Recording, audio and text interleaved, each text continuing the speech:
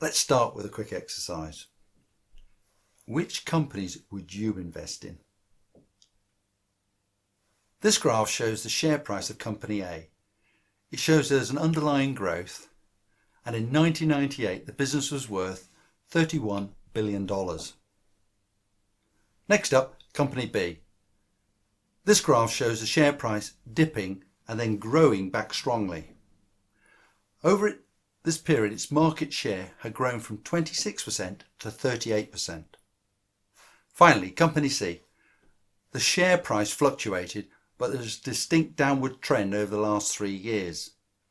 The company went from being profitable to losing money, even though it more than doubled its sales. So based on what you've seen so far, which companies would you invest in? So now you've had time to ponder, let's take a look at these companies in more detail. If I said company C was the best company to invest in, you might think I'm mad. But that's not the case, and here's why. Company A is Kodak, which crashed in 2012. For a long time, it was the market leader in photographic film. Kodak's main income came from selling film. With the advent of digital photography, the sales of film rapidly declined. The tragedy is that Kodak developed the first digital camera in 1975 and was years ahead of the competition. But it took the decision to maximize revenue through selling film and not to introduce their digital camera to the market. As a result, they were overtaken by the competition as more and more people moved to digital cameras. It's worth noting we're possibly facing a similar challenge today with the development of electric vehicles.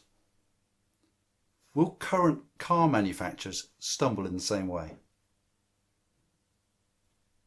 Company B is Nokia, which are also a market leader but in the production of mobile phones, with around 40% of the market in 2007. However, famously, a memo from their chief executive, Stephen Elop, which criticised Nokia's current product and promising a better successor without having one available at the time, was leaked to the press, causing Nokia's sales to fall off a cliff edge. This became known as the Elop effect.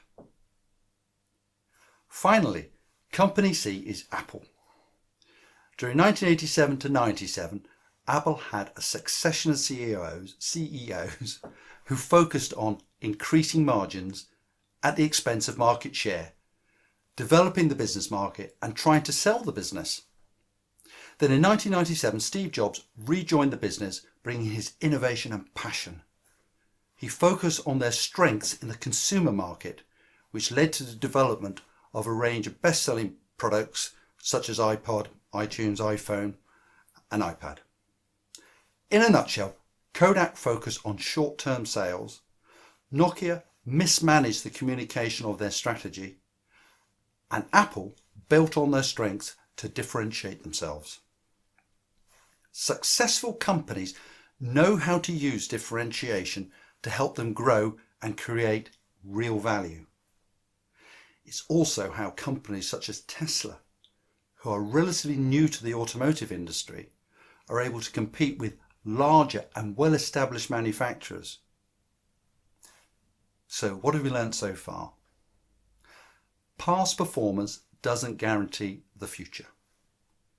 Maximizing profit today can lead to disaster tomorrow.